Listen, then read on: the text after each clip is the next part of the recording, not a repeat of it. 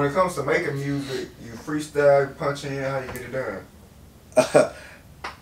I definitely don't freestyle. I'll tell you that. I definitely don't. But one of the biggest things that I do is I love being in the studio while they're cooking up the beat. Okay. Because, like, prime example, shit, I just put a studio in the crib. You know what I'm saying? So I said, hey, Spiffy, pull up whenever you want. Warren, pull up whenever you want. Whenever they in there cooking up, don't have the headphones on, nigga.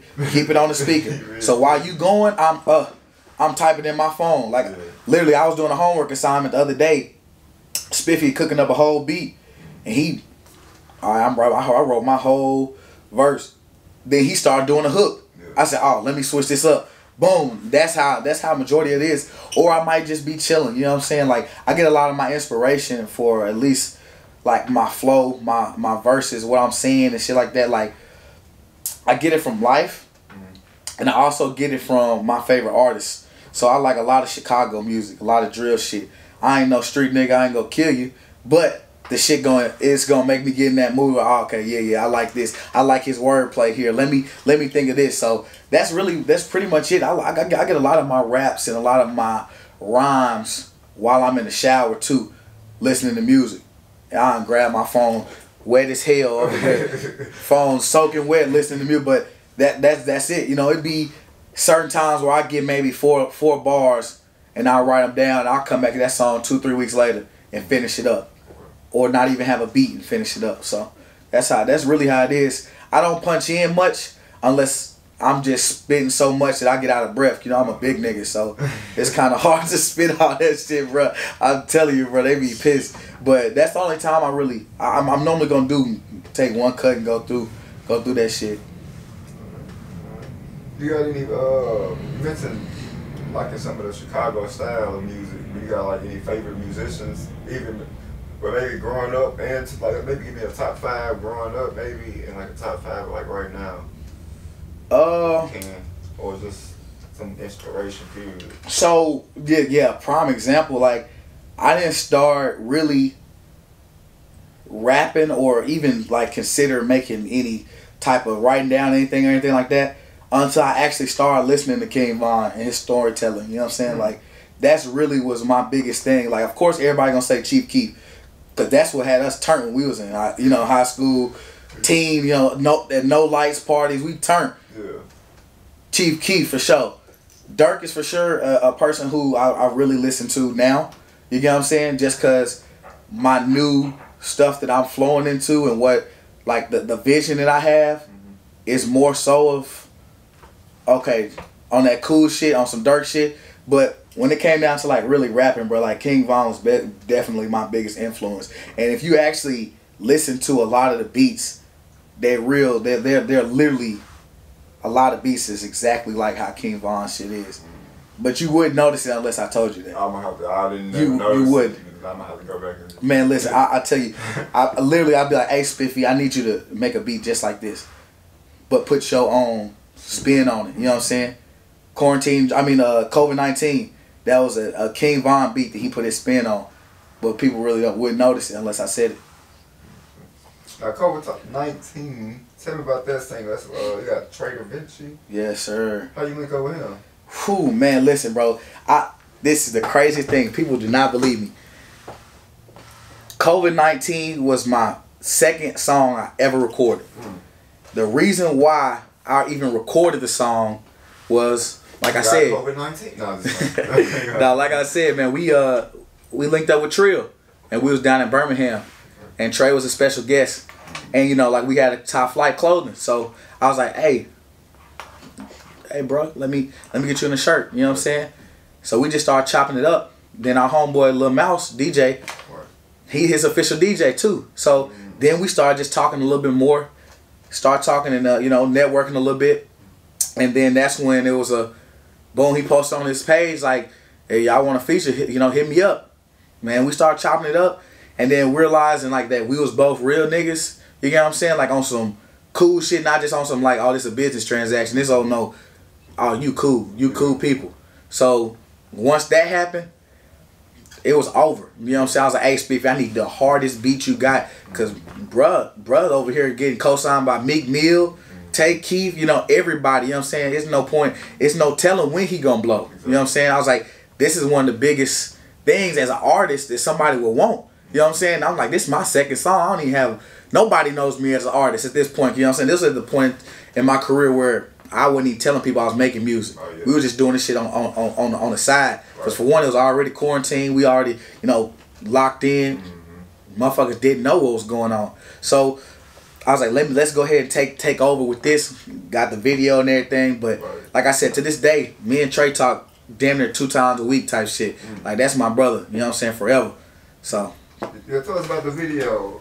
Who shot that? Who shot the video and all that good stuff? Oh, so my homeboy Jonesy, bro, from Philly. Like I said, my line brother, he from Philly, so we all got cool with Jonesy because they was best friends and shit. So that's who shot that, man. And I fuck with Jonesy tough. That dude cold. Like, you know what I'm saying? Listen. It was more of a freestyle video because like I don't know nothing about no music videos. I don't know what it needs to be, but he took his creative sense and definitely was like, hey bro, this is what we're gonna do. We're gonna make it like this. And then we just happened to find the best scenery and boom, went there. So the name Quarantine Dream, did you come up with that name? Man, listen, bro. The name, we was trying to figure out exactly what we wanted. You know what I'm saying? And then I know I wanted a cartoon made of myself with some top flight shit on. You know what I'm saying? So this girl, she had a deal. She happened to have a dope deal. It was like 2 for $25. You know what I'm saying? And I was like, cool, do whatever you want to do with this picture and this one. You know what I'm saying? So I sent her 2 pictures. And basically she had put my face in the cartoon, and it looked like it was like in a arena. And it had like the little clouds on it. I'm like, this looked like a dream. And I'm like, shit, that's what I said, this is gonna be the album cover. I was like, this Quarantine Dream, like we quarantine right now. I never thought I was gonna be a fucking artist. I never thought I was gonna be a rapper. If anything, I was gonna be like a saxophone player or a drum player or something like that. But this basically, like, I don't think this shit real. So I was like, this is Quarantine Dream right now, bro. Cause it's like, once this quarantine over, if I keep doing this shit, you know what I'm saying? What's gonna happen? So that's how we came up with the name Quarantine Dream, bro. I'm telling you, we literally in the studio chilling, and I showed everybody the damn picture, and they was like, oh yeah, that's dope. That's dope right there. That's what it need to be. So that's how we came up with the Quarantine Dream. Okay. Now, can you still play any of the instruments that you learned? Yeah, so I still can play alto sax. I still play the drums a little bit. Guitar, hell no, I stopped playing that shit a long time ago. I got mad. I think I thought we was in the WWE and hit a nigga with that hoe. So no, I don't have the guitar no more. But I do play my sax all the time. And I definitely play the drums every now and then just to make sure I still can stay on beat and shit. Yeah. But other than that, no, I don't play nothing else. When it comes to beats, which you mentioned who you like to get some of the beats from, but since you able to play instruments, is there certain instruments that you like in your beats? Is it like you? Man, now I'm starting to get to the horns. Yeah. You know what I'm saying? Like I said, that little, like the Dirk shit, like the piano, the horns, like that's starting to be like my favorite type of shit on some calm, cool shit. You can play it whenever there's somebody smoking, you in the club, you in the car, like that type of vibes. You know what I'm saying? The drill shit cool, the fast shit, but like I said, like the new project, I don't have a whole bunch of just upbeat ass like rap shit. I got more so where you can vibe with it, and I know how, you know, just listening to different girls and different shit like that, they can kind of see, they don't know what the fuck they listening to, but they like that shit. So it's like, okay, I'm gonna go with the ladies like, cause that's who's gonna spend the money. You know what I'm saying? You ever thought about making beats? The crazy thing is, like I said, we just got the studio in the crib. You know what I'm saying? So we got FL, we got Pro Tools, all the shit we need. I actually, on some drunk shit one night, started, let me try this, let me do this, and then I'm like, damn.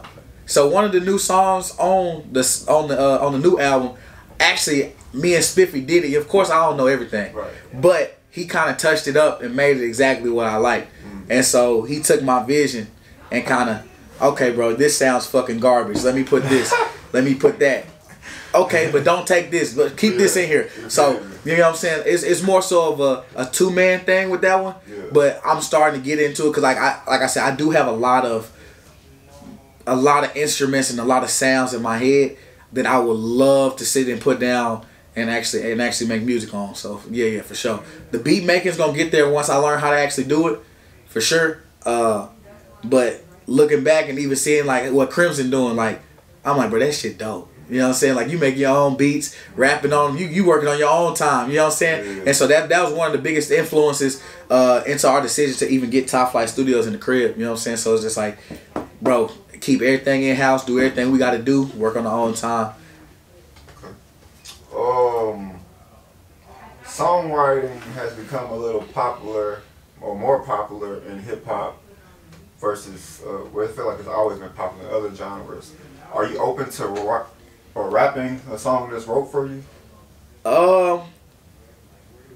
It would have to be a collab type deal. Like, of course, if I'm ever in the studio, I'll be like, hey, bro, what y'all think about this? Hey, what you think this wordplay might be good? And somebody be like, oh, yeah, you can do this? Oh, yeah, I like that. You know what I'm saying? Like, something like that. Or, you know, we could sit down and actually, you know, help me with it. Go line for line, try to help me. But actually taking somebody's whole verse, I don't think I feel comfortable doing that just because I know I can do it myself.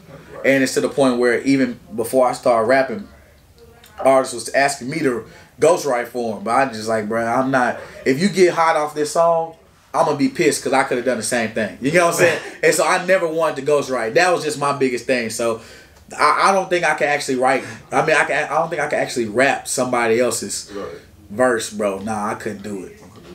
Definitely couldn't.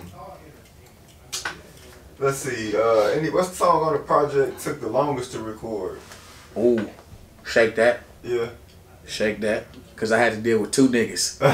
Two niggas. Like, don't get me wrong. Them is my motherfucking brothers.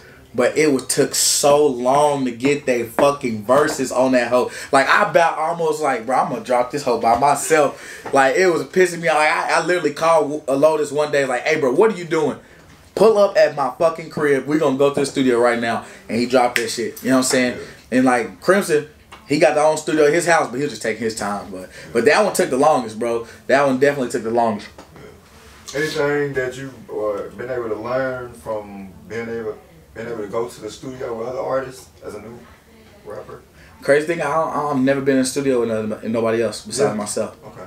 Never. Yeah. I think, I take that back. I have been in the studio, like, where my session was like about to come up and I was just in there chilling with people. Yeah. But one thing, I take it back. The one thing I've learned is a lot of niggas are fucking garbage. Like, garbage. And it's to the point where it's like, do you hear the shit?